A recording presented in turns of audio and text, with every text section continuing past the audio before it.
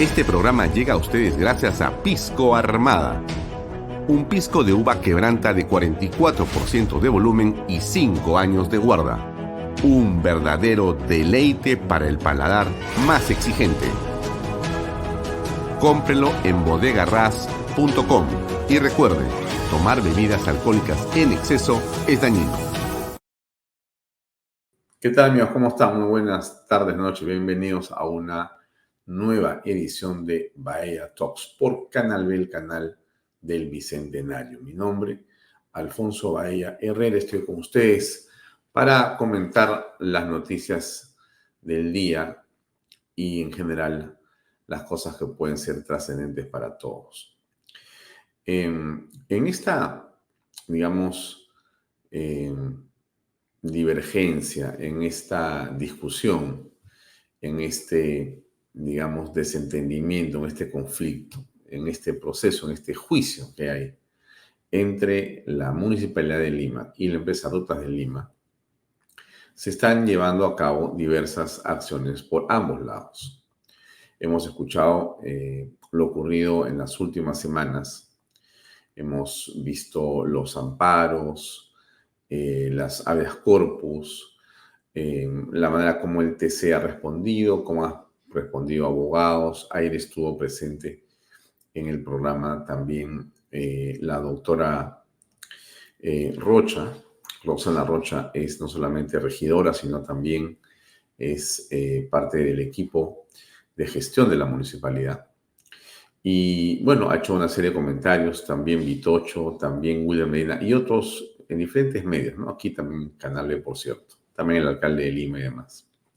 Pero en las últimas horas ha habido una importante, digamos, situación ocurrida en los Estados Unidos, donde la justicia norteamericana ratifica la validez de los laudos arbitrales a favor de Rutas de Lima.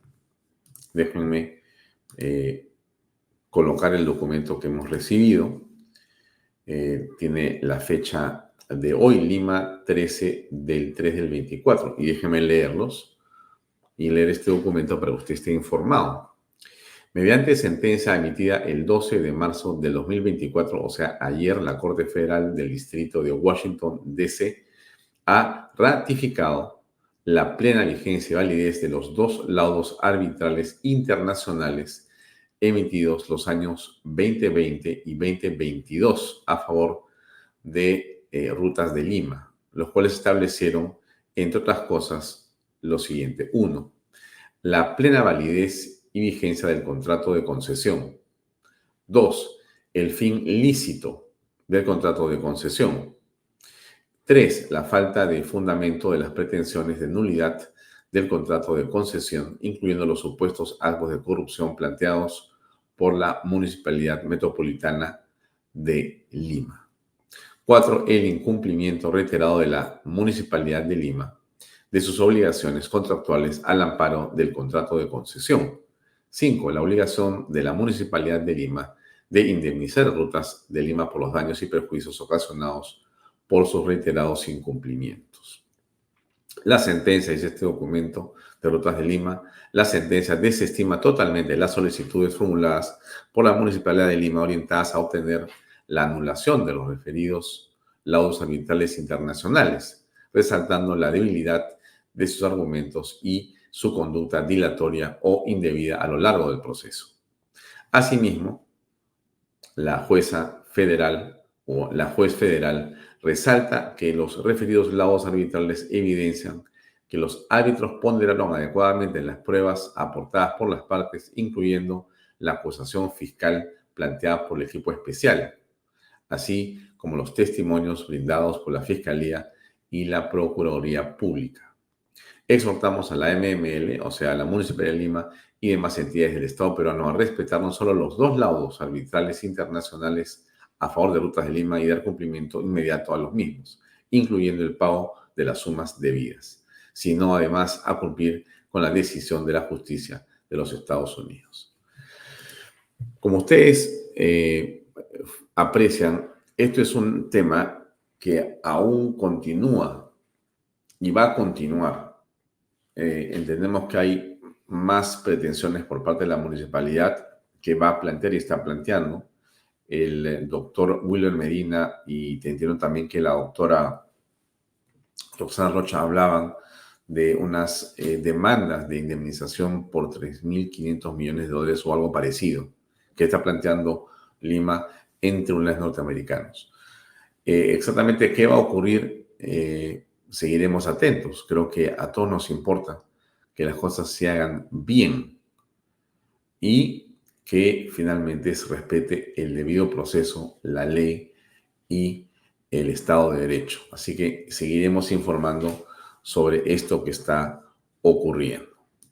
Ahora bien, estuvo ayer la regidora Roxana Rocha. Dijo varias cosas. Le pongo un par de clips para que usted tenga más información si lo vio ayer y si no, simplemente resaltar algunas ideas. Acá están. De financiera que ha... Esa reingeniería de financiera que ha hecho la municipalidad, podamos calificar con empresas crediticias B y AAA. Y por eso, de acuerdo a las reglas fiscales, nosotros podemos salir con esas empresas crediticias al mercado y emitir bonos. Es histórico, porque ni siquiera otra municipalidad lo ha hecho. Lo hizo Castañeda en su momento con 800 millones. Hoy día nosotros hemos aprobado hasta 4.000 millones. En el 23 hemos salido con 1.200 millones. Se presentaron más de 17 empresas inversoras sin aval del Estado, sin garantía del Estado, y nos han comprado en una primera etapa 1.200 millones, de los cuales nos va a servir para hacer más de 36 proyectos de infraestructura vial. Bueno, a ver, creo que lo explicó bastante bien la doctora Roxana Rocha ayer, pero insistimos en que la municipalidad, a través de, digamos, una estrategia de financiamiento, está buscando recursos para poder hacer obras en la ciudad. No obstante, y gracias a que, como usted sabe, se han cortado las consultorías, también los gastos que había en el área de prensa y comunicaciones, el pago de publicidad y se ha recortado en la planilla. Hoy día, como se explicó ayer, hay 50% de pago digamos, las cuentas corrientes y hay 50% del pago para servicios, para inversión. Y eso es algo muy importante, ¿no? El gasto fijo está ahora en 50% y lo demás es para inversión. Perdón. Esto es lo que ha permitido que el municipio sea reevaluado y sea sujeto de crédito. Creo que esto le hace bien a la ciudad de Lima y creo que todos los vecinos de nuestra capital deberíamos estar satisfechos y alentar que una institución como la MUNI de Lima tenga esta capacidad. ¿Cómo se usa el dinero? Ahí está el tema, ¿no? Se habló ayer de algunas de las obras. Hemos escuchado al alcalde cuando estuvo en Estados Unidos hablando sobre la argumentación en favor de que se hagan acá los Juegos Panamericanos siguientes y habló de una serie de pasos a desnivel, de vías aéreas, de puentes y demás, cosas que esperamos se hagan realidad muy pronto. Parte de esa inversión de la que está hablando la doctora Rocha va a ir a obras de ese tipo, ¿no? Nada de eso es, por supuesto, para pagar planillas, sino para hacer obras que beneficien a quienes visitan y a quienes están en la ciudad de Lima. Pero, ¿qué más dijo la doctora Rocha en relación, por cierto, a lo que es la controversia en la que estamos inmersos? ¿No? Que está inmerso en la municipal, me refiero con Rutas de Lima. A ver, algo de lo que habló también me parece sustantivo. Ya está, no solo detenido, ya está con pena privativa de la libertad. Es el señor Arzubialde, que era el gerente de promoción de la inversión privada de la señora Villarán. Ya viene encarcelado, pagando pena privativa de libertad más de 3 años. Era el gerente encargado de velar por todos los contratos de concesión. ¿Y por qué él sí está preso cumpliendo una condena y las otras personas están libres? Muy buena la pregunta, porque de alguna manera quienes suscribieron esos contratos no solo fue el señor Domingo Arzurrialde en su calidad de gerente de promoción de inversión privada de la señora Villarán, también lo suscribió la señora Susana Villarán. ¿Cómo se explica que no esté detenida ella? No, yo quisiera también tener la respuesta por qué el Poder Judicial, el Ministerio Público, no tiene esa celeridad para poder llevar a cabo esto. Bueno, es que aquí creo que estamos todos de acuerdo en el sentido de que es, por decirlo menos, extraño que, digamos, a uno de los, digamos, responsables menores ya se le ha dictado una pena privativa de la libertad, y a quienes han sido los, digamos, cabecillas o quienes han sido a los que han tramado en las más altas esferas esto, es decir, al gerente general y a la alcaldesa, no se les abra el proceso aún. Están todavía en el control de acusaciones y eso puede tomar, entiendo yo, que hasta un año más todavía para que recién comience el juicio, que podría durar, como sabemos, seguramente 3, 4 o de repente hasta 10 años. Cosa que sin duda llama la atención y preocupa sobremanera, ¿no? Que para ciertos casos se haya actuado con velocidad y diligencia y que para otros no. Que no se haya establecido tampoco la cantidad de, digamos, los participantes de estos supuestos delitos.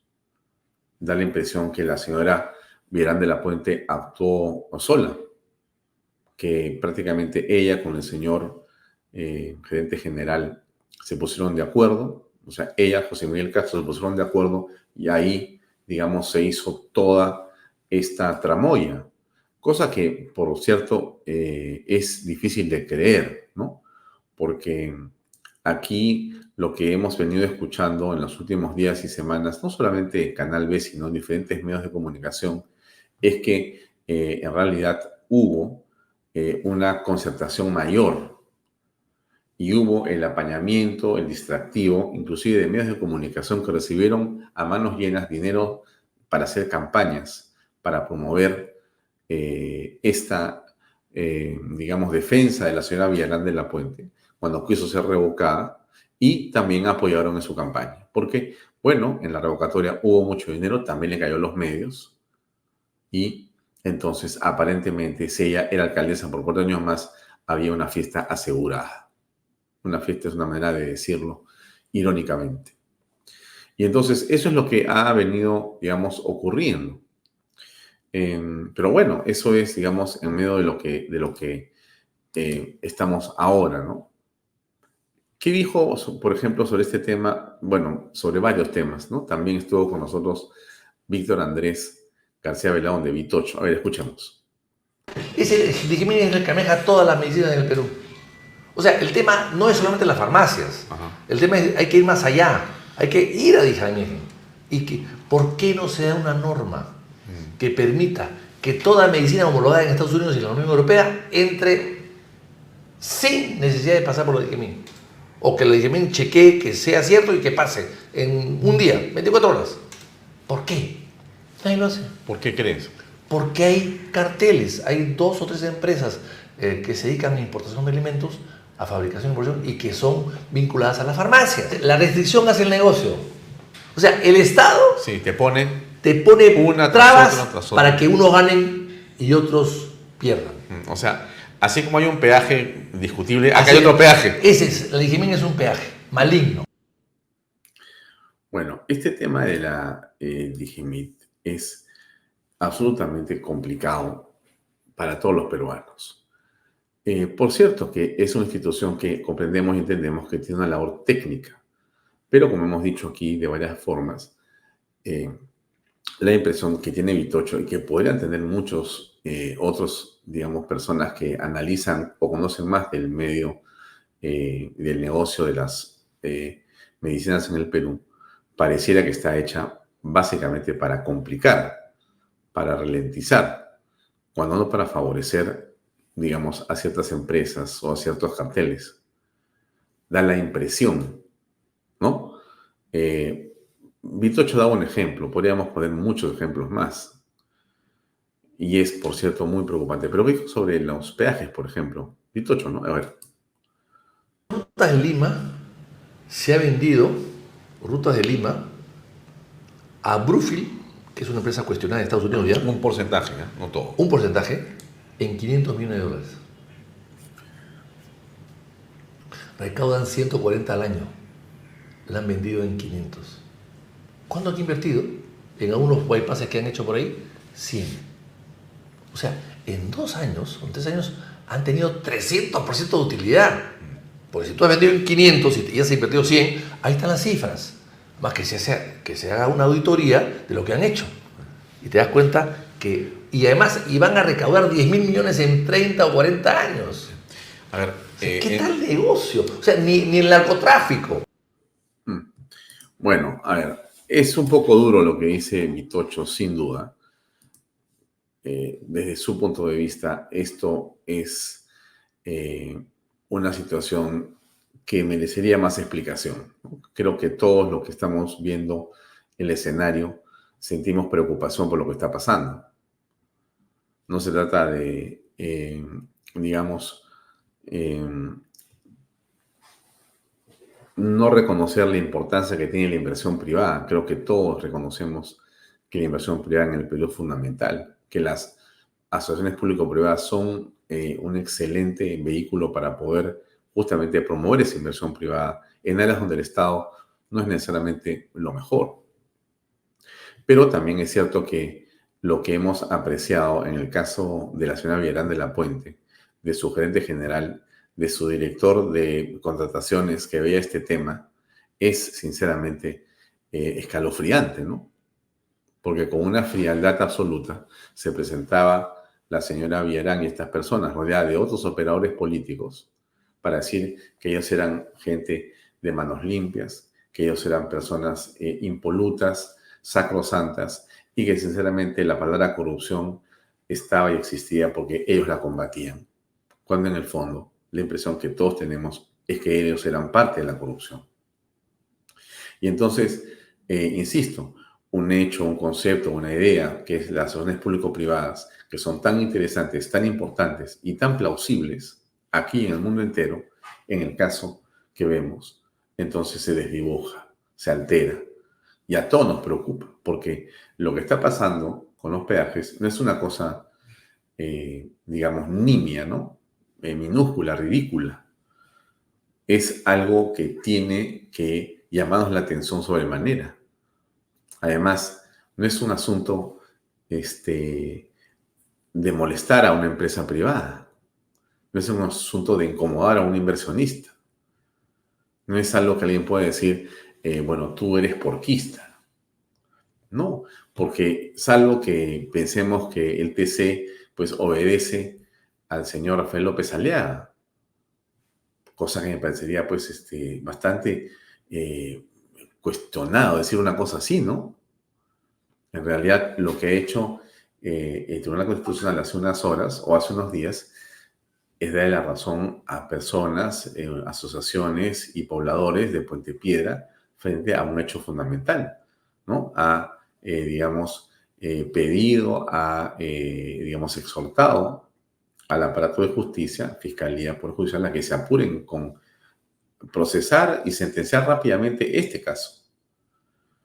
Y mientras tanto, he dicho, no cobren el peaje. Porque aquí lo que ocurre es que está sucediendo una alteración de los derechos de estas personas. Si no puedo pasar porque tengo que pagar, además tampoco puedo estudiar, no puedo ir a una posta médica, no puedo hacer lo que hacía normalmente antes sin ese peaje prohibitivo. Entonces, es algo, insisto, que debe llamarnos a la reflexión a todos. No se trata de decir de la inversión privada, yo hago lo que me da la gana cuando es que tú ingresaste al Perú. Yo creo que eso es lo que tampoco se podría permitir. Pero cada cosa en su lugar. Cada cosa en su lugar. Y frente a la confesión de la señora Villarán de la Puente, a la confesión del señor José Miguel Castro, a la carcelería del señor que hoy día hablaba el doctor Arrocha, Arzubiale, y a la investigación indispensable pero con celeridad, para saber quiénes más estuvieron en esa maraña de intereses, pero todos, ¿no? No solamente, digamos, 2 o 3. Aquí ha habido mucha gente, mucha gente. Además, está en los medios de comunicación, ¿no? Hay medios que han claramente, inclusive confesado que han recibido plata y una buena cantidad de cientos de miles de dólares sobre estos temas, para callarse, para decir esto, hasta sin facturas. Y eso aparentemente no se dice, no se comenta. ¿Por qué? Entonces es una buena pregunta para responder. ¿Qué más dijo Vitocho? A ver, creo que ¿este es un clip distinto o es el mismo? Nada más. Y quería ser senador del APRA. Y Luis Alberto Sánchez lo promocionó, pero Lucho Alba Castro lo vetó. Por eso es que no fue candidato del APRA, era senador del APRA. Entonces se vio obligado a hacer su movimiento Cambio 90, se presentó a la candidatura a la presidencia porque quería el Senado, no quería ser presidente, no tenía idea. Y al final salió, en esta dupleta, salió elegido senador y presidente. Bueno, ahora pasa lo mismo. Van a haber muchos improvisados, muchos candidatos que quieren ir al Congreso. Y basta con ser candidato a la presidencia. Así es. O sea, por ahí tienes una mayor exposición. De todas maneras. Mayor exposición y además la propia ley electoral le da a las candidaturas a la presidencia, le da hasta plata y le da espacios gratuitos. Que no le da a un senador cualquiera, pero sí le va a dar al candidato a la presidencia. Tremendo, ¿no? Entonces yo creo que eso fue un gravísimo error. A ver, si usted entiende la figura, se la voy a repetir solamente para que no haya dudas sobre esto que yo también había reparado, pero que Vitocho, como es un hombre con bastantes más años en la política que muchos de nosotros, ve claramente, ¿no? Y comenta. Bueno, resulta que van a haber pues 2 cámaras, ¿no? La de diputados y la de senadores. Y lo que se está señalando es que si tú eres candidato presidencial, también puedes ser candidato al Senado. Entonces, a ver, imaginemos que yo quiera ser senador. Lo mejor que puedo hacer para asegurar mi senaduría es ser candidato presidencial, ¿no es cierto? Claro, pues porque entonces voy a poder estar, digamos, en la exposición, en los debates, voy a tener prensa suficiente para poder, digamos, impulsar no solamente mi candidatura presidencial, sino también mi candidatura al Senado. Y eso provoca una, digamos, desequilibrio con los demás, ¿no? O sea que hoy ya tenemos, ¿cuántos partidos? 24, ¿no es cierto? 25 partidos listos para poder postular. Tendremos por lo menos, y hay un estímulo mayor, un incentivo, a que no se unan, sino hayan 25 candidatos presidenciales que cualquiera de ellos o todos pueden decir, también voy al Senado. O sea, somos candidatos presidenciales y somos candidatos al Senado.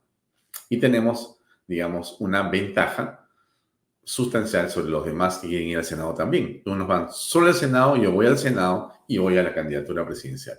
Tremendo, ¿no? Bueno, sí, pues, ¿no? Fuera que yo insisto que los congresistas que hoy son, digamos, tales, ¿no es cierto? Y que en lugar de esperar tener 45 años dicen, no, como yo soy congresista, ya puedo ser también senador. Termina siendo pues una, digamos, inequidad, ¿no es cierto? Un desequilibrio, una injusticia, ¿no?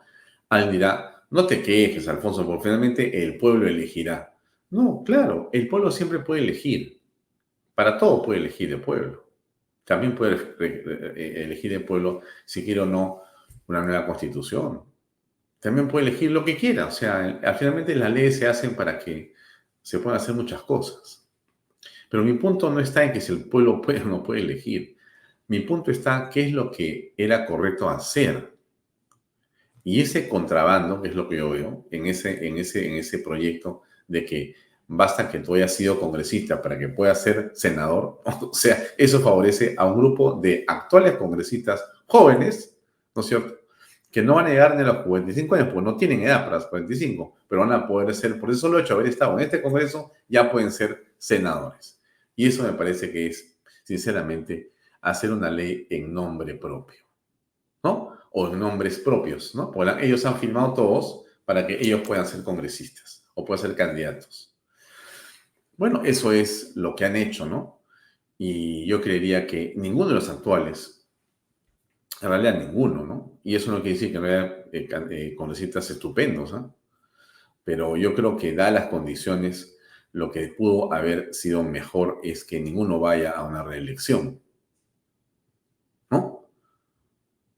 Porque eso era quizá lo más sano, dadas las condiciones del 8%, 7% del Congreso Actual de la República. Pero en fin, es un asunto que se verá cómo lo manejan en su momento. Algunas cosas más que decir que nos parecen importantes antes de pasar la entrevista con nuestro invitado de hoy, que es el general Otto Gibovich, con quien vamos a dar choza de paso sobre este proyecto que Rospigliosi y Cueto han impulsado para, digamos, evitar que quienes están siendo juzgados por acciones militares en el teatro de operaciones antes del 2002 vayan a ser acusados por lesa humanidad o por crímenes de guerra o por cualquier tipo de esos delitos que al momento en que ocurrieron, si ocurrieron o no ocurrieron, no eran delitos, no eran tales. Y que entonces todo lo que está siendo procesado ahí simplemente se ha suspendido. Obviamente esto hace referencia a un principio jurídico muy importante, ¿no? Si no existe ley, no puede existir pena al momento que se quiera juzgar a una persona. Y entonces ese es un principio fundamental del derecho penal que hace imposible a estas alturas pensar o creer que podría, digamos, pasarse por encima. Y a eso se refiere lo que han hecho tanto Cueto como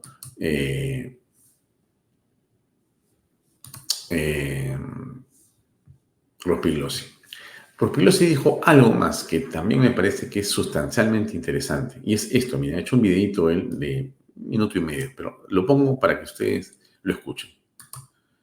De la investigación preliminar, cuando la policía, por ejemplo, atrapa a un delincuente, inmediatamente trata de hacerlo confesar, que delate a sus cómplices, que dé cierta información que es útil después para proseguir con la investigación y procesarlo judicialmente. Hoy día, con este nuevo Código Procesal Penal, eso no sirve para nada. Las declaraciones que hace el delincuente ante el policía que lo ha capturado no son consideradas válidas por la Fiscalía. Antes la policía realizaba el atestado policial, porque los policías en las escuelas policiales estudian también cursos de derecho penal, derecho constitucional, etc. Ahora, como no hay eso, lo que ocurre es que los fiscales se demoran una eternidad en acumular las pruebas y después, como muchas veces no saben investigar, esas evidencias son cuestionadas por los leguleyos abogados de los delincuentes y los delincuentes terminan saliendo en libertad. Hay que volver al atestado policial y la investigación preliminar a manos de la policía, como era antes y como es en todas partes del mundo civilizado.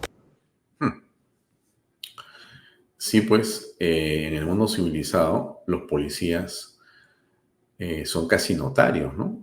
En realidad, una autoridad de ese tipo policial tiene una investidura mucho más grande que la que acá en nuestro país se le da a la Policía Nacional. Se le han quitado atribuciones. En esta, digamos, ola antipolicial, que es lo que yo creo que ha existido, una campaña sistemática, gobierno tras gobierno, para desmerecer, debilitar y de alguna manera arrinconar a la policía.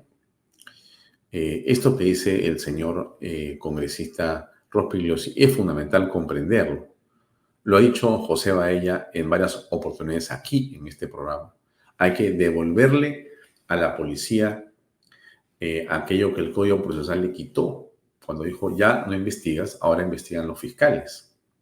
Cuando la policía podía actuar, digamos, de manera inmediata, instantánea, formulaba un atestado policial que ya tenía ahí una prueba vinculante importante. El día de hoy, simplemente ellos ponen a disposición, ¿no? Ahora, ¿por qué es que no le quieren devolver a la policía estas atribuciones? Bueno, es el lobby del Ministerio Público, ¿no? Entonces el Ministerio Público no quiere perder poder, no quiere perder sus prerrogativas. En realidad quieren estar en todo y si es posible más. Entonces van a decir o van a hacer o van a través de sus propios, digamos, operadores políticos y medios, hacer lo posible porque en esta campaña eso que dice Rospigliosi no pueda hacerse realidad. Cosa que por lo menos nosotros creemos claramente que sí, que hay que devolverle a la policía la capacidad de hacer atestados policiales. Porque vemos, salen en el acto los delincuentes, porque la fiscalía viene, no entendió, no comprendió. Son gente muy joven que está en la fiscalía, no tienen la pericia, la experiencia, no han tenido una formación policial, pericial, como lo hacen los policías. Y eso tiene que corregirse. Por cierto, la policía no tiene una institución adecuada para su educación, pero eso es parte de otra historia que hay que también revisar. Ahora bien, antes de pasar a ver los programas de hoy y la entrevista con Otto Kivovich, déjenme poner un cachito de lo que dijo hace unos días el señor Adriansen, que es nuestro, digo, porque todos los peruanos, nuestro presidente del Consejo de Ministros, ¿no? ¿Qué fue lo que dijo Adriansen? A ver, escuchemos cuando le preguntan, bueno, ¿usted cómo ve la situación de los ministros de Estado? ¿Va a hacer cambios o no? A ver. Digamos, ¿cuándo es que usted va a hacer la evaluación si es que finalmente son satisfactorias o no las gestiones que usted ha heredado del presidente del Consejo de Ministros anterior? Estamos haciendo una evaluación, Cristian, permanente. Ok. Es día a día la evaluación. Y esto significa, reitero, medir resultados. Esta es gestión por resultados. Y lo que estamos esperando son resultados. El día de mañana se va a dar el buen inicio del año escolar. A nivel nacional, las escuelas públicas van a concurrir. Esperamos allí un año escolar masivo donde todas o la gran mayoría de nuestras escuelas y la gran mayoría de nuestros niños y niñas vayan a la escuela. Eso también es, por ejemplo, un hito. Y como ese, en educación, los hay en interior y los hay en cada uno de los sectores. Estamos trabajando, Cristian, Perdón que le generar... interrumpa, ¿qué puede ser un hito de empezar las clases? Una cosa que recurrentemente ocurre cada año. ¿Un hito en qué sentido? Cristian, tener el mayor número de escuelas operativas. Okay. Haber tenido la capacidad para que nuestras niñas y nuestros niños acudan masivamente a la escuela. Ok, pero no, entonces déjeme entender, digamos, Nuestros no es una evaluación, digamos, es el inicio de una evaluación. Quizá en 2 semanas podrá ver cuántos colegios han arrancado y finalmente cuántos alumnos han asistido. Bueno, el Christian Hood Walker tiene mucha razón en lo que busca puntualizar. Y Adriansen me parece que, con todo respeto por el primer ministro, no lo conozco personalmente, me gustaría conversar con él para entrevistarlo, por cierto, pero esto que dice a mí me llama la atención, ¿no? Primero entró para decir que él iba a darle una mirada a los ministros de Estado, que iba a ver quiénes o cuáles eran los que estaban haciendo qué o qué cosa y cómo bien o no. Y ahora dice que, bueno, sí, ya cambiamos a 4 ministros, ya cambiamos a un presidente de los ministros, ya se ha cambiado suficiente, no hay que, digamos, promover la inestabilidad, etcétera, etcétera, etcétera. O sea, como diciendo, hasta aquí nomás y ya no demos más vueltas al tornillo, ¿no? A la tuerca. Bueno, y estas explicaciones son, para mí, insuficientes. Sinceramente, yo creo que el señor Adriansen, lo digo con todo respeto, por si acaso no estoy tirándole un palo ni nada, sino lo digo con la libertad que yo comento las cosas acá. Le haría bien un buen media training al señor primer ministro, ¿no? Para que lo orienten a cómo responder. Porque si va a ir a un programa a responder así, sinceramente mejor no me presento. Creo que se necesita mucho más claridad y contundencia. Y eso, como todo en la vida, se aprende. No es de que Otárola era el sumum de los sumums y non plus ultra, nadie más como Otárola. No, pues porque si no, comenzamos a perder de perspectiva las cosas como son. Todo lo que tiene que ver con comunicaciones, todo se aprende. No se olviden ustedes que Obama era un pésimo orador. Bueno, comenzó a estudiar y aprendió, ¿no? Así que dejemos el tema ahí, otro día les hablo más del asunto. Por si acaso, hoy tuvimos en Canal B, perdón, tuvimos un extraordinario programa con estos dos, Oriel y Verónica, estos dos conductores. En nombre de la ley es el programa y estuvo el tema cómo reconocer a un psicópata, el peritaje que puede salvarte la vida. Muy interesante. Oriel y Verónica, estupendo programa. También estuvo Sillonis con Mi Confesión Sincera en la noticia del día y Baile en la Fiscalía de nuestro querido José Luis Gil y, por cierto, de Óscar Becerra, una justa enmienda de PCM a Sunero. Caramba, muy bien. Bueno, así que eso es lo que viene ahora a continuación.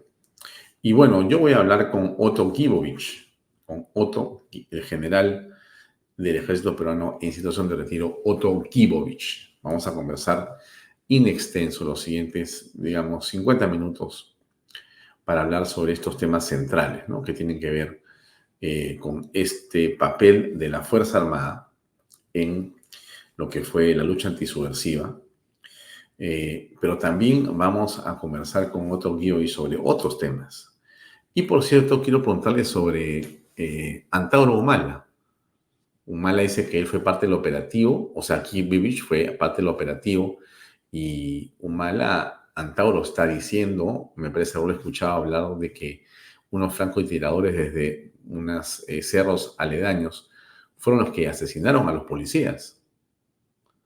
Bueno, en el operativo estuvo Otto Gibovich, fue el encargado, entiendo yo. Vamos a conversar con él en los siguientes minutos.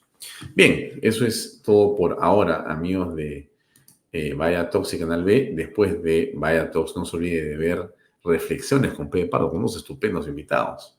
Rafael Belaunde, empresario economista, ex ministro de Energía y Minas. Hemos tenido acá invitado.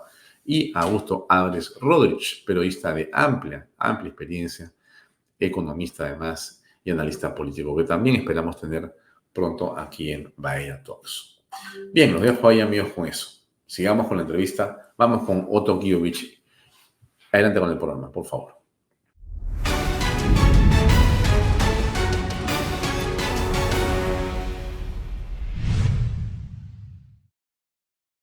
Bien, amigos, estamos ahora con el general del Ejército Peruano en retiro, Otto Gibovich. ¿Qué tal, Otto? Gracias por acompañarnos. Buenas noches. Alfonso, buenas noches y muchas gracias por la oportunidad. Un gusto saludarte y a toda tu audiencia. Gracias.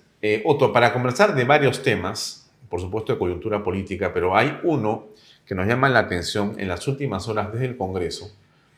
Se ha presentado ya desde la Comisión de Constitución un proyecto que establece que a militares y policías que derrotaron al terrorismo no se les puede aplicar normas que no estén vigentes en el momento que se cometieron los delitos. Esto es un predictamen, ¿no? Bueno, al respecto hay opiniones muy importantes de juristas, de especialistas en derecho penal y constitucional, que vale la pena comentar brevemente para también conocer tu opinión. Nakazaki dice, por ejemplo, una gran injusticia que urge ser corregida. Se debe parar inconstitucional e infinita persecución penal contra militares, ancianos o enfermos inclusive que defendieron al Perú de las organizaciones terroristas. Marta Chávez ha dicho, es un principio elemental del derecho y particularmente del derecho penal, la irretroactividad de la ley. No cabe castigar una conducta que al momento de cometerse no estaba definida por la ley como conducta punible, ni aplicársele por analogía una norma referida a otra conducta. Hay un principio, simplemente lo mencionamos, en el campo de derecho penal para quienes hemos estudiado derecho, para usted que conoce la Constitución de la República, pero que es un principio absolutamente claro, fundamental y de, diríamos, conocimiento básico, derecho penal 1, ¿no es cierto?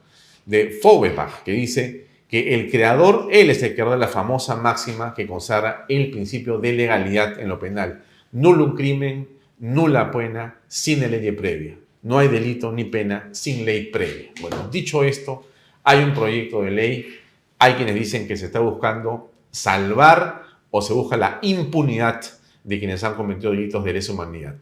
¿Qué opinas? Alfonso, yo considero que este proyecto que ha presentado Rospigliosi y Cueto me parece absolutamente necesario. Digamos que en un país normal, donde impera el derecho y no es manipulado desde afuera por ONGs u otras personas u organizaciones, sería innecesario. Porque lo que tú acabas de decir, no existe el efecto retroactivo de la ley. Y el Estatuto de Roma nace recién en el año 98. Y ahí se crea la Corte Penal Internacional. Y ahí se establece cuáles son los crímenes que aplican para la Corte Internacional. Y Perú recién ingresa con resolución en el año 2003. Por lo tanto, todo aquello hacia atrás no puede aplicarse la pena de lesa humanidad. Y entonces aquí hay mucha injusticia. Y ahora, dentro de los crímenes de lesa humanidad, una de las condiciones es la violación sistemática de los derechos humanos o el ataque sistemático u organizado. Por lo tanto, ahora yo digo, ¿no será por esa razón que en uno de los párrafos iniciales de la Comisión de la Verdad se puso que en el Perú hubo violación sistemática, que es condición de los derechos humanos? Porque para que aplique para la Corte Internacional debe ser sistemático. Y entonces esa palabrita tiene de repente un valor que en ese momento no lo entendimos y hoy día está aplicando. Ahora, lo sistemático hace referencia a que existe un aparato del Estado que ha racionalizado el ataque a la población, el exterminio de la población, y que por lo tanto es una especie de sistema, ¿no es cierto?, que tiene órdenes, que tiene jerarquías, que tiene manuales, que tiene protocolos y que se encarga de manera organizada y con explicaciones y, digamos, fundamentos clarísimos, el asesinato a personas civiles, y que esos asesinatos se hacen, insisto, de una manera sistemática, o sea, con un proceso previamente establecido, con personas, jerarquías, ejecutores, etc. Eso es una especie de locura. Totalmente, porque eso implicaría que habría habido un contubernio desde el más alto nivel de la Fuerza Armada o del Ejército. Toda la Fuerza Armada. Toda la Fuerza Armada, por todos los grados, hasta la tropa ejecutora, para que todos pensemos o actuemos de la misma manera para violar los derechos humanos de las personas. Eso es imposible. Yo he pasado parte de mi vida involucrado en la guerra contra el terrorismo y nunca nadie me ha dado una orden. Es más, no sé si lo comentamos en tu programa, pero yo nunca he visto un presidente de la República metido en operaciones, dando órdenes o pidiendo que le informe. No, eso no existe. Hay una planificación en el comando conjunto. Primero el insumo, la inteligencia, la planificación y la ejecución. Pero no te pone en condiciones, ¿no? O sea, pensar en que hemos querido desaparecer alguna etnia para que sea genocidio o violación sistemática de derechos humanos es un imposible. Y todos los crímenes de la década del 80 y el 90 no pueden ser juzgados bajo el criterio de lesa humanidad. Eso queda completamente claro. Y esta ley yo creo que viene a curar esa mala intención que ha venido desde ONGs de derechos humanos, que defienden los derechos de los delincuentes y sancionan a quienes han defendido a la sociedad. Eso es un imposible, ¿no? Vivimos en un mundo absurdo realmente aquí en el Perú.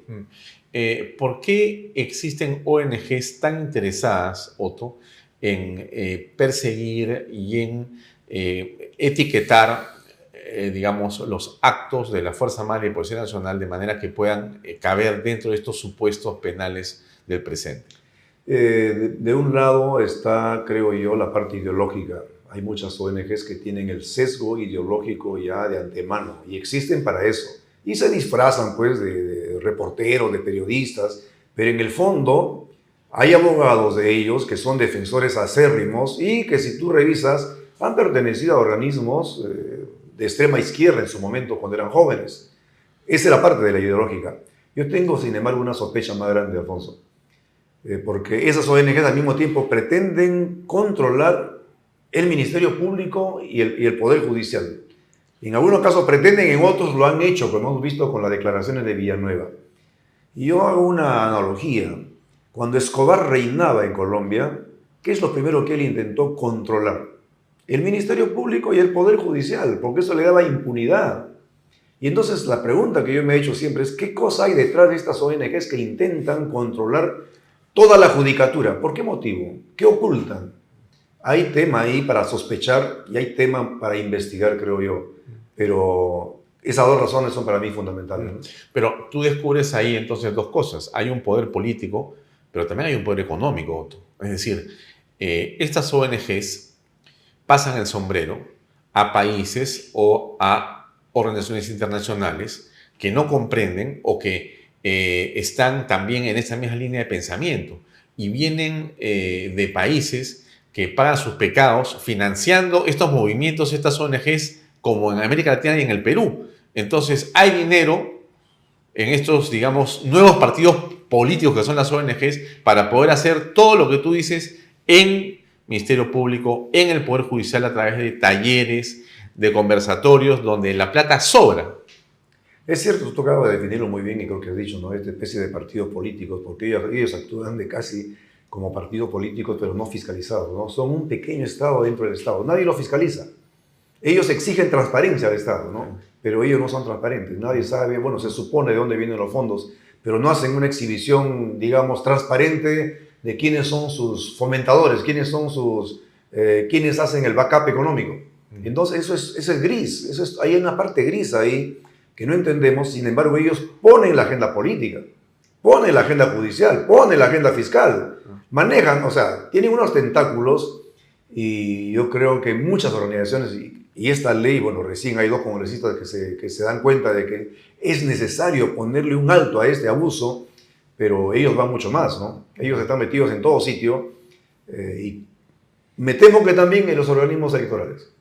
Y entonces, si manejan esos hilos, quieren una cuota de poder que es peligrosa y habría que entender y analizar bien por qué quieren esa cuota de poder supraestado, por encima del Estado. Pero eso es peligroso. Ya, ahora, ¿por qué crees tú que estás en el ambiente no solamente institucional, sino político también? ¿Por qué crees tú que ellos quieren esa cuota de poder? Bueno, Susana Villarán, que es, por ejemplo, fundadora de IDL, hasta ahora no es sentenciada. IDL ha sido un férreo defensor de Odebrecht. Escucha, no ha comenzado todavía. Claro que sí. Entonces, si Susana Villarán hubiese sido sentenciada, el contrato hace tiempo se habría caído y no tendríamos a López Aliaga luchando en foros internacionales para que se haga justicia con la población de Puente Piedra, Santa Rosa, Ancón y todos ellos, ¿no? Entonces hay una suerte, primero la impunidad. Ellos buscan la justicia para mis enemigos, pero para ellos la impunidad de un lado. Entonces eso le permite, ellos lo logran a partir del control que tienen sobre ciertos estamentos, sobre ciertos personajes claves dentro del Ministerio Público. Bueno, el caso de Sánchez es flagrante, ¿no? Yo no sé, ¿y a Sánchez quién lo va a investigar? Si bien al parecer le tiembla la pierna si le debe el puesto a otra persona. Entonces, te refieres a Pablo Sánchez, el fiscal de la Nación. El fiscal que fue fiscal de la Nación, que ahora es fiscal supremo. Claro, yo creo que es evidente, cuando él llama a parar una medida del propio Ministerio Público, desautorizando a un fiscal que él no puede hacer eso, es evidente, ¿no? Y lo hace a pedido del señor Gorriti. Entonces, ¿de qué estamos hablando? O sea, el señor Gorriti es un fiscal súper supremo, está por encima de todo, está por encima del fiscal supremo. Eso no puede existir en un Estado, ¿no? O sea, no pueden haber Estados dentro del Estado. Yo creo, y habría que pedirle al señor Fernando Rospigliosi, que creo que es muy agudo en el análisis, que se busque una ley para que no existan Estados dentro del Estado. Las ONGs tienen que ser fiscalizadas y se debe conocer cuál es su objetivo de existencia, cuál es su propósito. Ellos no pueden venir a hacer política sin ser fiscalizados. Ellos ponen la agenda política, manejan la agenda política, han manejado todo el proceso de Odebrecht. Entonces, ¿en qué estamos, Alfonso? Ahora, existe de parte del actual canciller y cancillería el deseo de buscar, promover y finalmente plasmar una mayor transparencia en los fondos de las ONGs. Entiendo que justamente Javier González Olachea está en ese derrotero. Entiendo yo que hay un nuevo jefe del APSI, de esta institución que se encarga de ver a estas organizaciones no gubernamentales, y que podría haber ahí un atisbo de esperanza de que se pueda por alguna vez controlar lo que hacen con los dineros, porque no dan cuenta a nadie. O sea, ellos dicen, recibí 1 millón, lo gasté haciendo tal cosa, y no hay ninguna supervisión, ni compromiso, ni declaración jurada al respecto. O sea, Todos pagamos impuestos, todos firmamos lo que hemos ganado, todos tenemos que decir la verdad por encima de todo y está nuestra huella digital, nuestra firma. Excepto ellos. Excepto ellos. Entonces, ¿por qué existe este grupo de personas que reciben ingentes cantidades de millones de dólares de afuera sin que sepa para qué los usan realmente? No se sabe, entonces, al no ser fiscalizados, escapan al control del Estado. Ellos son organizaciones no gubernamentales, Sí. pero no pueden decir que no son estatales, están dentro del Estado, Sí. emplean nuestra legislación. Por lo tanto, no puede, por eso yo digo, no puede haber nada supraestado. ¿No? Tienen que entrar, tienen que ser fiscalizados. Sí, qué gracioso lo que dices, llama la atención en el sentido siguiente, ¿no? Son no gubernamentales, como subrayas, No son del gobierno. pero son gubernamentales al mismo tiempo, Al porque, mismo tiempo, porque están en todo el gobierno, o sea, están en los ministerios, están en los poderes institucionales, ingresan, entran, han logrado, digamos, durante años y años y años, educar las mentes de secretarios de juzgado, de pequeños practicantes en los diversos, digamos, ministerios públicos, en la Defensoría del Pueblo y demás. Van copando con una serie de ideas y pensamientos con presupuestos de afuera. Y después gobiernan, pero no son gubernamentales. Cooptan los gobiernos, nadie los elige, sin embargo, si tú observas, el gobierno de Toledo fue cooptado por gran parte de ellos. El gobierno de Humala, bueno, lo llevaron a San Marcos a hacer una hoja de ruta, a prometer, pero ni bien asumió, cooptado Humala. Entró PPK, bueno, le dieron clases ¿cómo se llama? De oratoria, de De comunicación. oratoria, de comunicación, para que vaya al debate. Igual que a Pedro Pablo Kuczynski. Entonces, Pedro Pablo Kuczynski gana y cooptado. Sí. Bueno, cuando ya no les era funcional Pedro Pablo Kuczynski, lo sacan, entra, lo ponen a Vizcarra, Vizcarra entra, cooptado. Bueno, Pedro Castillo no era cooptado, ya era parte de ellos, ¿no? Sí, O sea, sí. era parte del sistema. Creo que se hace necesario una ley importante, Alfonso. Yo creo que además de la fiscalización de las ONGs, habría que ver la legislación en el ingreso, pero ahí también creo que está fallando el sistema de inteligencia financiera. Ajá. Creo que tendría que ser mucho más agresivo en Sí, en qué se emplean estos recursos, ¿no? Sí, porque a veces se desvían, ¿no? Se debía, no conocemos, como tú dices, no conocemos a dónde van esos fondos y estos señores nos están poniendo la agenda realmente, ¿no? Y por ahí no vamos a ningún lugar. Ahora, otra razón para la cual conversar específicamente contigo en estas horas, Otto, tiene que ver con una experiencia que has tenido hace poco tú y que es muy interesante que la puedas compartir con nosotros y con los televidentes de Canal B.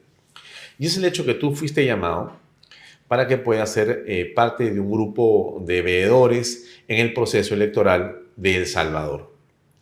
Bukele, como todos conocemos, está en el centro también de una, digamos, polémica continental porque ha decidido tomar decisiones políticas y derrotar a las mafias que tenían oprimido y prácticamente cercado al Estado y a la población en El Salvador. Y hoy día El Salvador se muestra como un país, como una sociedad libre. Han habido hace poco elecciones. He escuchado de algunas personas decir que eso no se puede llamar elecciones porque no se puede tener democracia con un solo partido y que ahí no hay democracia y que es en realidad un régimen con democracia disfrazada. Tú has estado allá. Tú no eres un hombre de Bukele. Tú eres una persona que va en tu calidad de haber sido congresista de la República, que ha sido jefe de las Fuerzas Armadas y del Ejército. Tú eres un hombre institucional y has sido en tu calidad de testigo prácticamente. ¿Qué cosas has visto? Fíjate, no es cierto que un solo partido. Lo que pasa es que ha ganado un solo partido muy de lejos, ¿no? Y prácticamente, en la práctica, democráticamente, en El Salvador, se ha barrido a la izquierda, ¿no? Ahí ha participado el partido de Bukele, que se llama Nuevas Ideas. Ha participado el partido Arena, que es un partido de derecha muy antiguo. Ha participado el Frente Farabundo Martí de Liberación Nacional, que es la izquierda, que fueron los guerrilleros de antaño, y otro partido más, ¿no? O sea, no es cierto que un solo partido, de ninguna manera, de ninguna manera. Lo que pasa es que democráticamente se ha barrido con la izquierda, ¿no?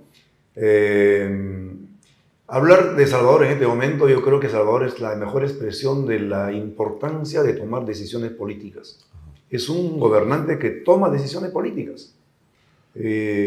Ahí en la Constitución de Salvador existe el estado de excepción, que a él le permite, por ejemplo, haber retirado a fiscales y jueces corruptos que hacían imposible el juzgamiento de los delincuentes. La policía capturaba a los delincuentes. Lo que está pasando acá, lo que está pasando aquí, ¿no? La famosa puerta giratoria. Nuestra policía captura a los delincuentes, pasa al fiscal, el fiscal lo libera. El maldito Cris, que mató tanta gente. Y los fiscales lo seguían liberando, y la policía capturándolo nuevamente. Entonces eso allá se ha terminado.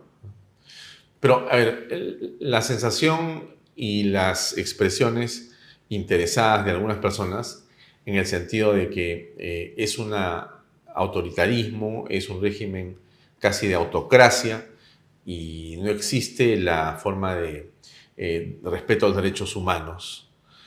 Se toma a los delincuentes sin que hayan sido sentenciados y se les somete a un régimen penitenciario. ¿Qué piensas al respecto? Fíjate, nosotros vivimos una situación parecida en la década de los 80 y 90 y creo que también, como se dice, ¿no? Es un aforismo. A problemas de Estado, soluciones de Estado. El problema de El Salvador era un problema existencial. Prácticamente ellos estaban como una especie de Estado fallido. Quienes mandaban ahí eran las maras, ¿no? Ahí me contaban, Palacio de Gobierno está en la Plaza de Armas y al costado había unos mercados ambulantes y desde ese mercado se secuestraba. Alguien salía del Palacio de Gobierno, lo secuestraban, ¿no? Ahí frente al Palacio de Gobierno secuestraban a funcionarios, ¿no? No había inversiones, no había empresas, no había nada, era un Estado fallido. Y hoy día tú te paseas por El Salvador, obras por todo sitio y un eslogan que se me ha grabado y que dice: cuando nadie roba, la plata alcanza. Y obras aquí, obras allá, obras por todos lados. Han hecho una biblioteca gigantesca, de 7 pisos, de casi una manzana, orientada a niños de 0 a 4 años, de 4 a 8 años, de 8 a 15 años, y para todo el mundo. O sea, 7 pisos de una biblioteca gigantesca. Ese señor está pensando en la próxima generación, está pensando en la educación como motor de desarrollo, está pensando en la próxima generación. Un estadista, ¿no? ¿Cuál es la cualidad de nuestros gobernantes? Enredarse en el día a día, ¿no? No está pensando en el futuro. ¿Quién está pensando en el futuro aquí? Nadie. Entonces, el problema era tan grave en El Salvador que han tenido que, pues acogerse al régimen de excepción que le manda su constitución.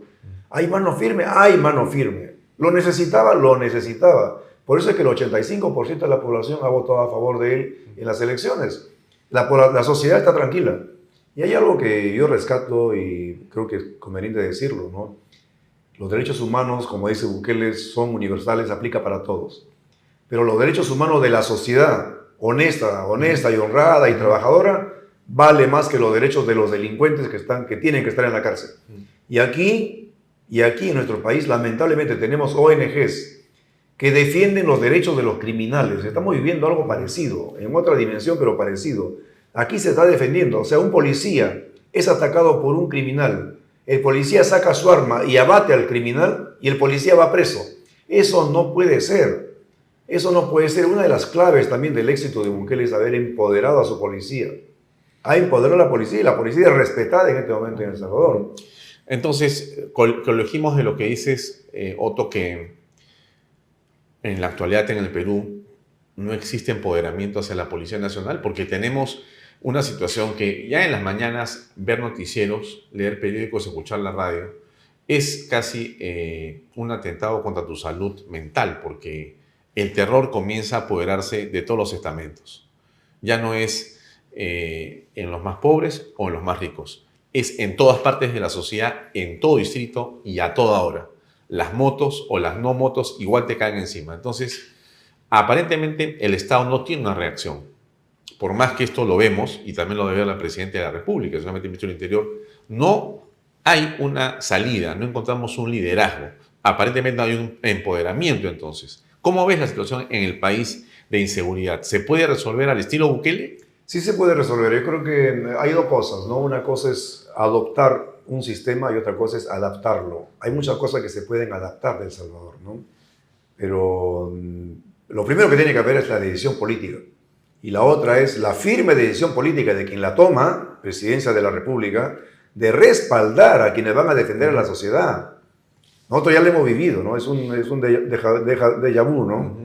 Ya lo hemos vivido en los 80, 90. Si tú no respaldas a las fuerzas del orden que van a defender a la sociedad, pasa lo que está pasando ahora, ese abuso de querer juzgarlo por lesa humanidad, aun cuando es imposible el efecto retroactivo. Es imposible. Sin embargo, lo están haciendo. Entonces, si tú no respaldas a tus Fuerzas Armadas, si no los empoderas, ¿de qué manera ellos van a cumplir la misión? O sea, allá a la policía le han subido las remuneraciones, tienen bonos periódicamente y aparte tienen bonos por rendimiento, por desempeño. Entonces esa policía se siente empoderada, ¿no? Y lo respaldan. Cuando definen que los derechos de los delincuentes valen, pero no valen como los derechos de los policías que combaten y defienden a la sociedad, o no valen como el derecho de toda la sociedad en su conjunto, yo creo que marca una diferencia. Marca una diferencia. ¿Tú te imaginas a Bukele diciendo yo mando pero no comando? No, es imposible, él no va a eludir. Él no va a eludir. Mira, justamente eso me hace acordar mucho Uribe. Uribe hizo una operación inclusive fuera de su territorio, en territorio ecuatoriano, ¿no? Entonces desde Ecuador y otros sitios comenzaron a querer juzgar a los oficiales que habían participado en esa operación. Y él dijo, yo he dado la orden, yo soy el responsable. Después Bukele, yo he dado la orden, yo soy responsable. Aquí nunca he visto un presidente que diga, yo he dado la orden, yo soy responsable. Y el presidente es responsable, pero está protegido por la Constitución. Entonces...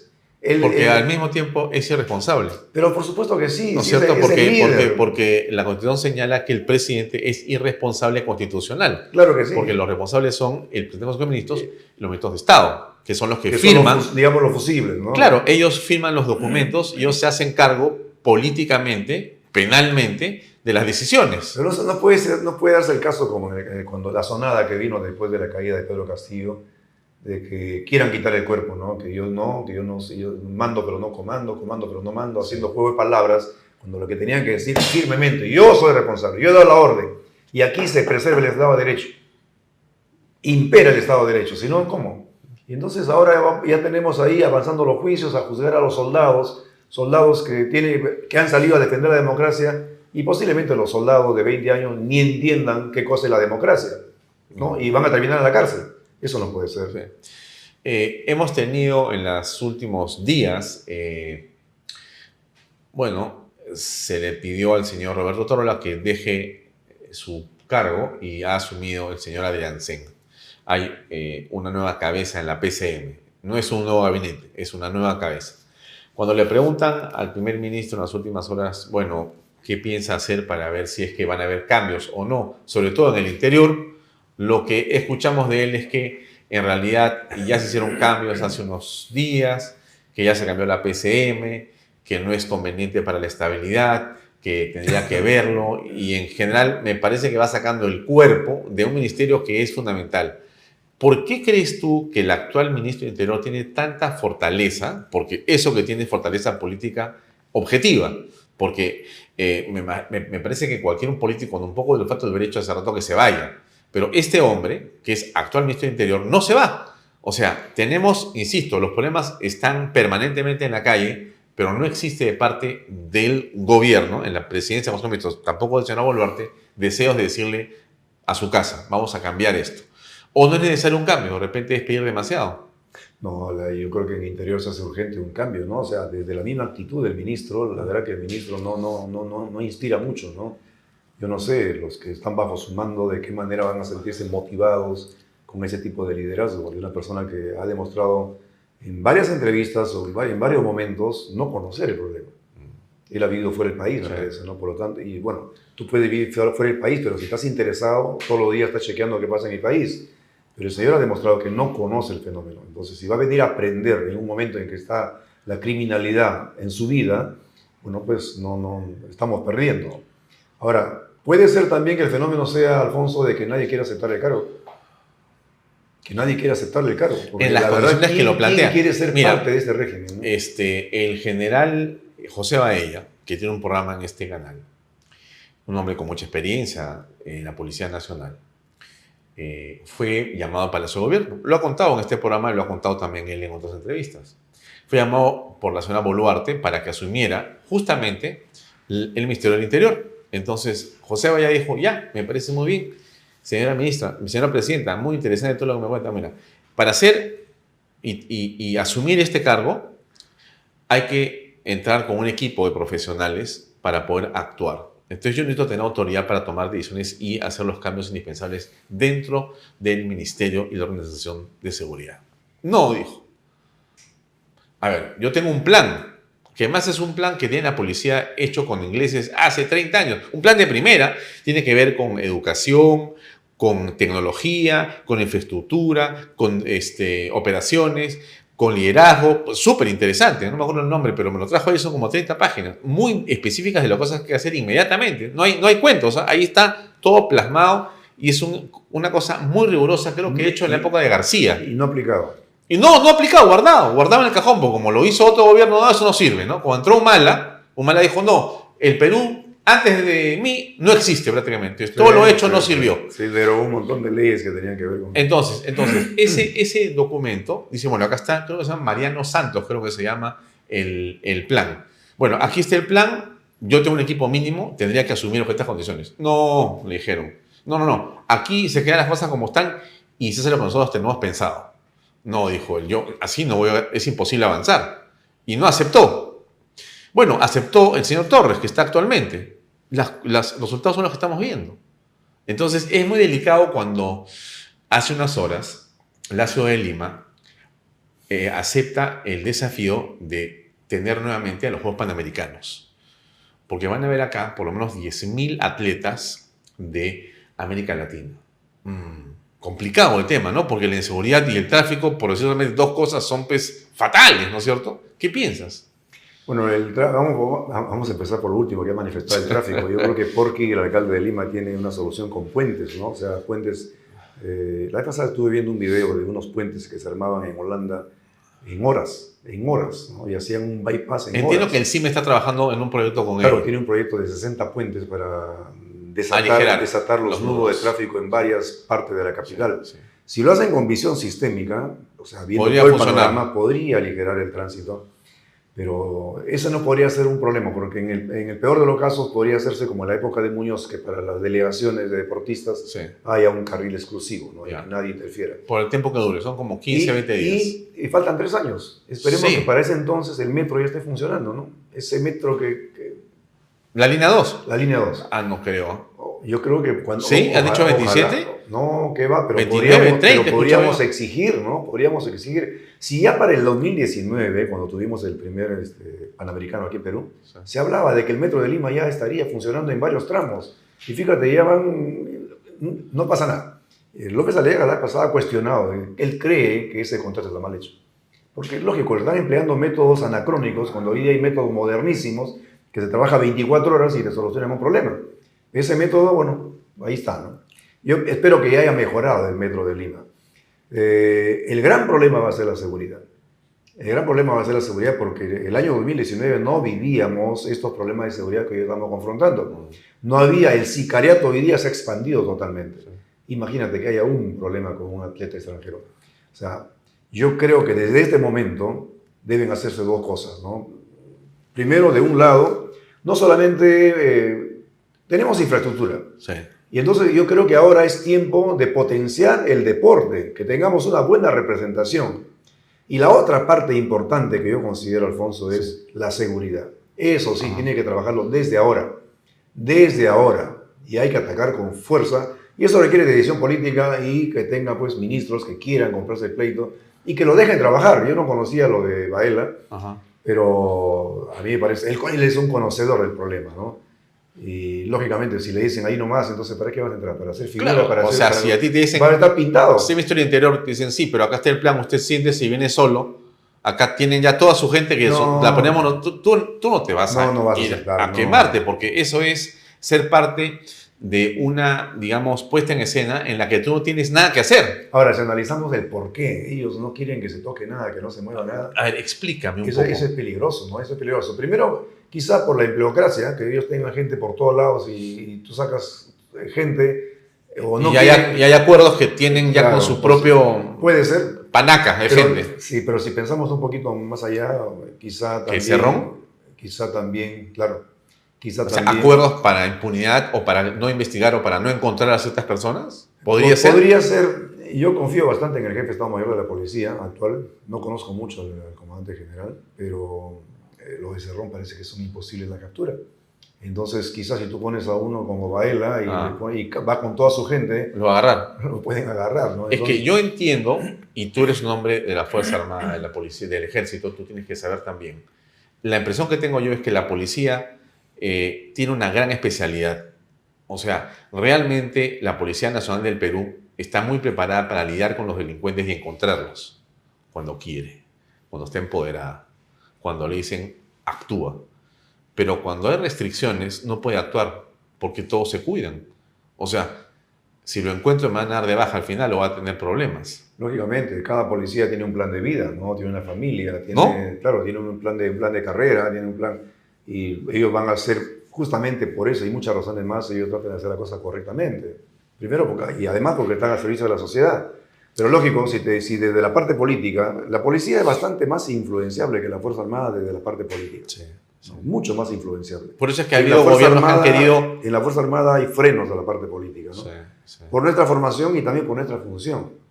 Pero la policía está más metida en la sociedad y es más proclive a que sea influenciada desde la parte política. Y entonces... El otro día estuvo acá Kluber Aliaga, que es general Sí, lo conozco. Club. de la policía en retiro también. Y Kluber Aliaga dice una cosa que es tremenda, ¿no? Dice, nosotros teníamos un Perú donde nuestros delincuentes robaban, pero no mataban. Los delincuentes venezolanos tienen otra cultura. Ellos primero matan y luego roban. ¿Cómo nos hablamos de esto? Eso es la consecuencia de Pedro Pablo Kuczynski de abrir la frontera por un lado y de, lamentablemente, con una dictadura como la de Maduro no se puede trabajar en conjunto, porque lo ideal sería que desde Venezuela nos puedan dar todos los RQs de toda la gente que tenemos acá, ¿no? ¿Qué son los RQs? La requisitoria, la gente que tiene requisitoria, que esa es una condición. Si tú abres las fronteras hacia otro país, tú tienes, la condición mínima es pedir, hacer un tratado con la policía vecina. Para que no exportes delincuentes. Claro, y tener la réplica de lo que ellos controlan allá a sus requisitoriados, y aquí también podamos combatir a esos requisitoriados. Pero ¿cómo haces con un país comunista que lo que está haciendo es expulsar toda la gente de las cárceles? Y que nos está mandando aquí, si bien es cierto, hay gente respetable de Venezuela que está aquí. Totalmente. Pero los delincuentes están aquí.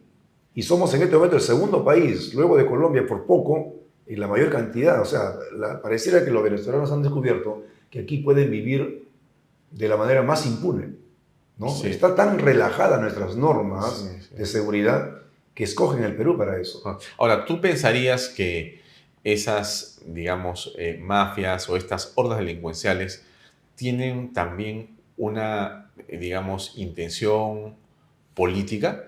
O sea, que Maduro está enviando escuadrones que tienen además una intencionalidad política en su acción.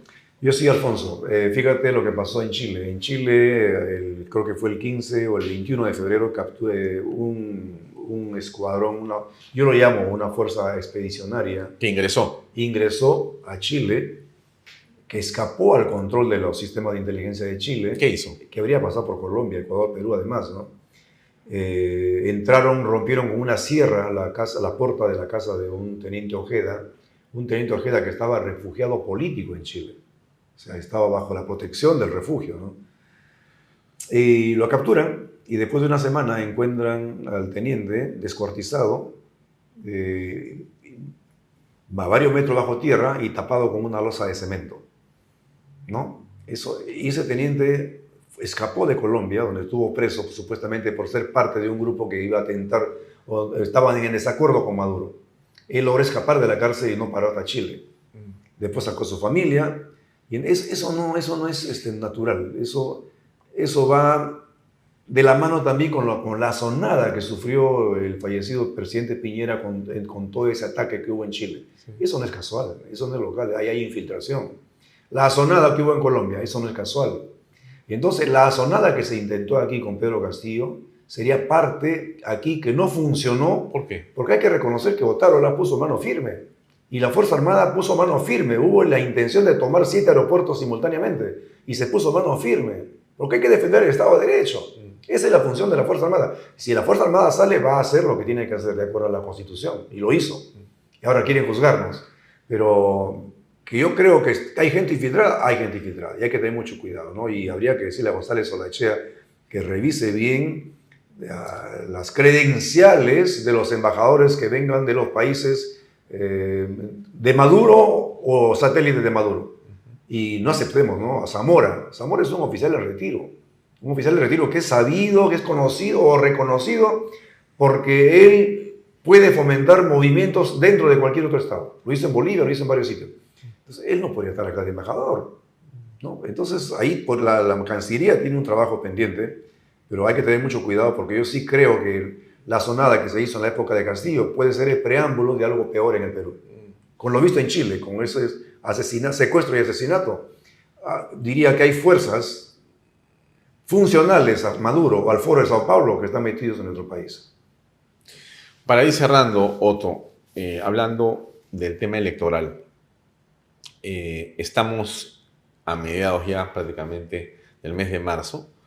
El próximo año ya es un año preelectoral claramente, pero en este momento se están cerrando en unos meses más las inscripciones en partidos políticos para quienes quieren participar como candidatos presidenciales, ¿no? Bien, tú estás en alguna, digamos, fórmula presidencial, estás en un partido político. ¿Cómo ves el escenario electoral? A ver, el gran problema que vamos a tener en las elecciones del año 2026 es la proliferación de agrupaciones políticas. Eso va a fragmentar el voto y posiblemente eso permita que la izquierda pueda entrar a la segunda vuelta, ¿no? Espero que los candidatos o los presuntos candidatos que han asesinado policías u otros no puedan participar. Sería el extremo. ¿Te refieres a Antauro? Claro, lógicamente. Antauro, que no quiere reconocer el presidente del Jurado Nacional de Elecciones, que se llama Antauro, ¿no? Dice Antauro, pero no es Antauro. Eso es una torpeza mayúscula, ¿no? Si es que no es intencional.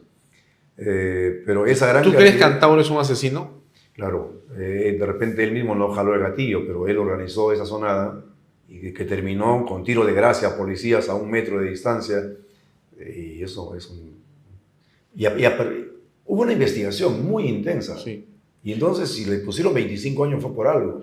Él dice, y después se lo bajan a 19 y después sale con 17. Sí, yo he escuchado la argumentación de él en algún momento y él señala que la muerte de los 4 policías que estaban en el puente viene de unos cerros donde había unos francotiradores.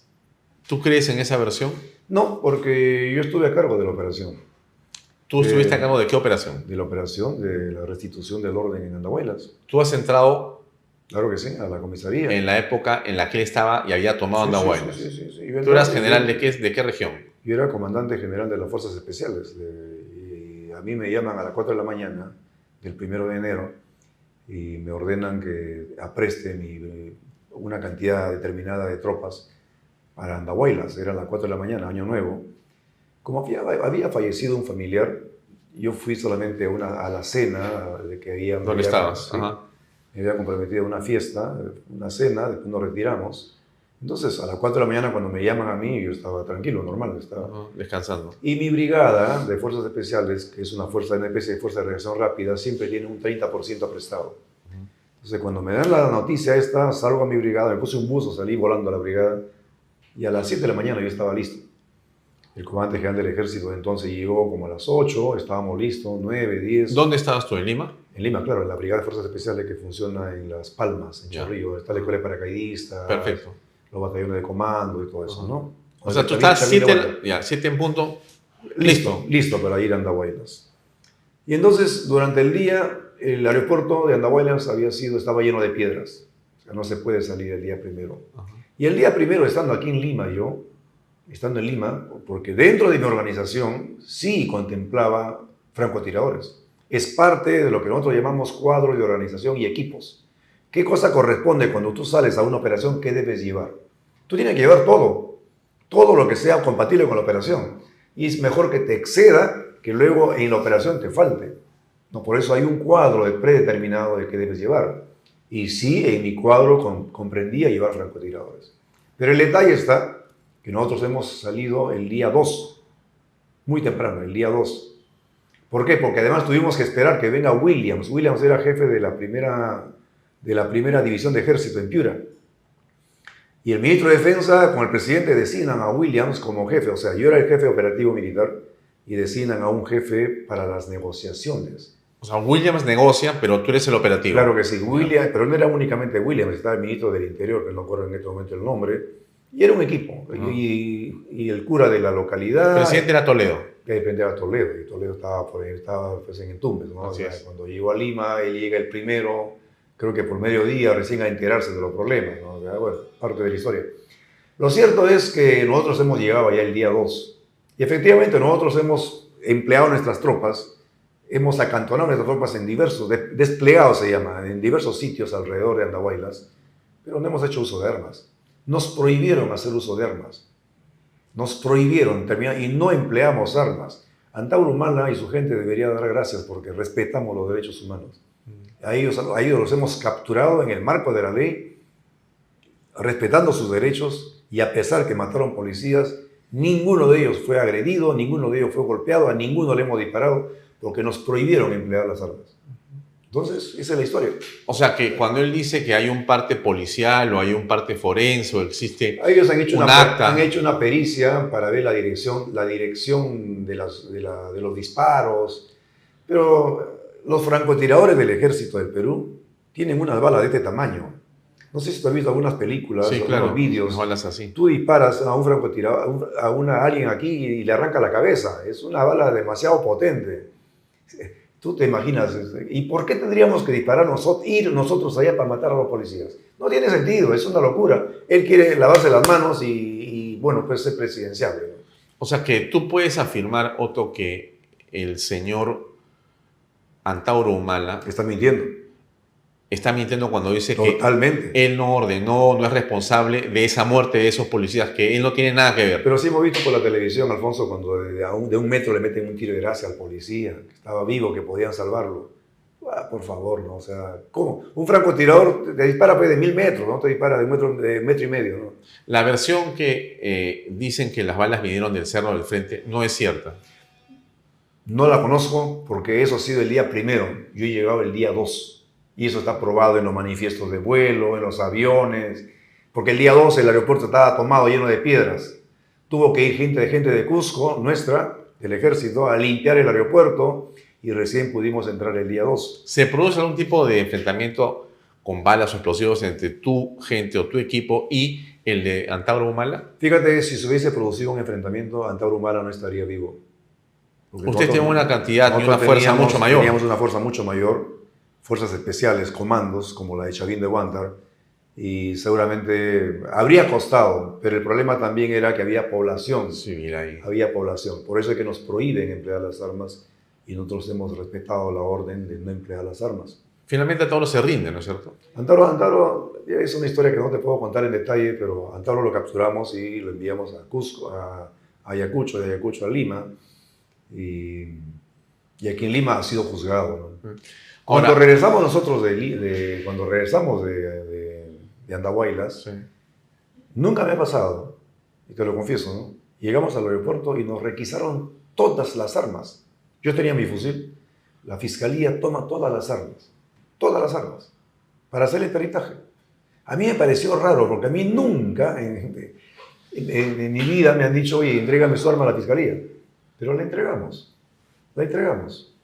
Entregamos todas las armas y después de varios días han devuelto las armas para hacer el peritaje si algún arma había disparado. ¿Y? Ninguno. Porque no hemos disparado. Yo era responsable y nunca di la orden de que disparen. Ah, o sea que ustedes nunca disparan en ese operativo. Nunca hemos disparado en ese operativo. O sea, bastó que ustedes se presentaran, mostraran las armas, No. negociaran. Hubo negociación. Claro, negociaran. Hubo la captura de Antauro Humala y los demás se rinden, ¿no? Claro, pero no hubo disparos ni explosivos, No. ni uso de tu armamento. No hemos empleado nada del equipo. Hemos empleado únicamente los recursos humanos. Los recursos humanos que son disuasivos, ¿no?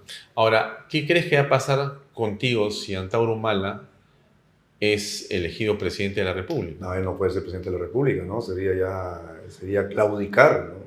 Si nos va a gobernar un asesino de policías, ya es peor que Pedro Castillo, ¿no? O sea, sería inaceptable. No, pero es aceptable, porque en la actualidad, aceptable por mejor son elecciones. O sea, más allá de quién, si votarán o no votarán. El hecho objetivo pero es de que... hay proyectos de ley que están buscando impedir que aquellos que hayan cometido asesinatos o otros puedan postular. Pero es obvio, ¿no? Si no, el malito Cris estuviese en vida, podría postular también, ¿no? ¿De qué estamos hablando, no? ¿De qué estamos hablando? Y bueno, y en el hipotético, pues aquí estoy, ¿no? Pero en ese caso, lo que habría... Yo creo que va a ganar López Aliaga. Ya, pero antes de verlo de por qué. Pero en ese caso, no se podría dar una ley que tuviera retroactividad y que vaya a ir en contra de una persona que es un reo.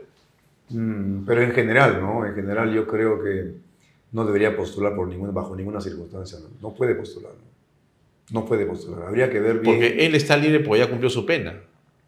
No ha sido no ha cumplido su pena. Él ha salido a los 17 años por hacer Hello Kitty, esa cosita que hacían en el... Pero esa es la ley. Esa es la ley, sí. Ha salido. O sea, él está libre de acuerdo a la ley. Y está en campaña.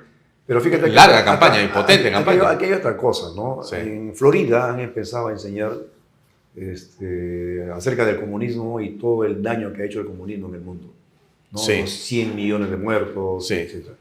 Yo creo que aquí en el Perú deberíamos prohibir la existencia de partidos políticos que fomenten la lucha de clases, porque el comunismo no es democracia. Falta pensarlo bien, pero habría que proscribir esas organizaciones políticas tipo Movadef que existan. Ahora, ¿él es comunista? Por supuesto. Pues. Él es nacionalista, él va a estatizar, son eufemismos, quiere hacer una constitución nueva. Son eufemismos, ¿para qué? Para el control absoluto, ¿no? Va a cerrar el Congreso de la República nuevo, si es que no le hace caso. Sí. Va a instaurar la Constitución del 79, esta actual la va a proscribir.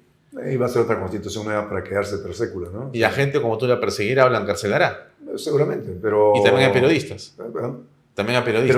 pero yo no creo que tengamos que agachar la cabeza tan fácilmente, ¿no? No, bajo ninguna circunstancia. Ninguna circunstancias. Ya aprendimos a enfrentar a Pedro Castillo. Y si entra, que vengan los demás. Y si entra otro, que venga, ¿no? Y vamos a dejarlos igual. Yo creo que el Perú ha aprendido ya. Ha aprendido de que la democracia tiene que defenderse y hay que defenderla. Con todo, ¿no? Y espero que en las próximas elecciones gane una persona que tenga visión de Estado, que sea estadista, que asuma los riesgos, que pueda enderezar el rumbo, porque tenemos un barco prodigioso, pero está con el timonel a la deriva. Muy bien. Otto, gracias por acompañarnos esta noche. Muchas gracias. Muy amable. Amigos, eso es todo por hoy. Nos despedimos hasta mañana. Gracias y buenas noches. Este programa llega a ustedes gracias a Pisco Armada. Un pisco de uva quebranta de 44% de volumen y 5 años de guarda. Un verdadero deleite para el paladar más exigente. Cómprelo en bodegarras.com y recuerde, tomar bebidas alcohólicas en exceso es dañino.